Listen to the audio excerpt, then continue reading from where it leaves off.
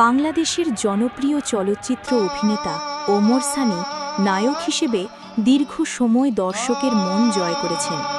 Romantic, action এবং পারিবারিক ঘরানার অসংখ্য চলচ্চিত্রে অভিনয় করে তিনি ৯০ দশকের অন্যতম শীর্ষ নায়ক হয়ে ওঠেন।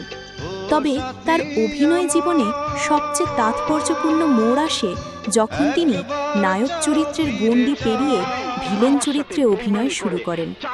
এই পরিবর্তন শুধু তার কেরিয়ারেই নয়, বাংলাদেশের চলচ্চিত্র শিল্পেও একটি নতুন দৃষ্টান্ত তৈরি করে। প্রথমত, ওমর সানির এই রূপান্তর প্রমাণ করে যে একজন সত্যিকারের অভিনেতা কোনো নির্দিষ্ট ইমেজে আটকে থাকেন না। নায়ক হিসেবে জনপ্রিয়তা থাকা সত্ত্বেও তিনি নিজের অভিনয়ের পরিধি বাড়ানোর জন্য সাহসী সিদ্ধান্ত নেন। ভিলেন চরিত্রে অভিনয়ের মাধ্যমে তিনি দেখিয়েছেন যে দক্ষতা, অভিজ্ঞতা ও পরিশ্রম থাকলে যে কোনো চরিত্রকে শক্তিশালীভাবে ফুটিয়ে তোলা যায়। তার ভিলেন রূপটি ছিল দর্শকদের কাছে নতুন, আধুনিক ও প্রভাবশালী। দ্বিতীয়ত, তার এই চরিত্রগত বৈচিত্র্য বাংলা চলচ্চিত্রের গল্প বলার ধরনকে সমৃদ্ধ করেছে।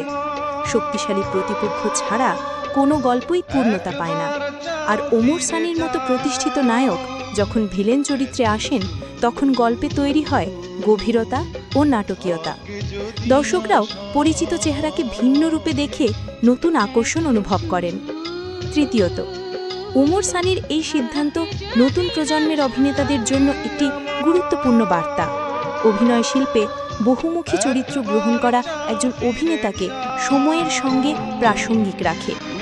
সর্বোপরি, নায়ক থেকে ভিলেন রূপে তার সফলতা প্রমাণ করে যে চরিত্র নয়, অভিনয় একজন শিল্পীর প্রকৃত শক্তি। তার এই বৈচিত্র্যময় যাত্রা বাংলা সিনেমার জন্য উল্লেখযোগ্য ও অনুপ্রেরণাদায়ী একটি অধ্যায়।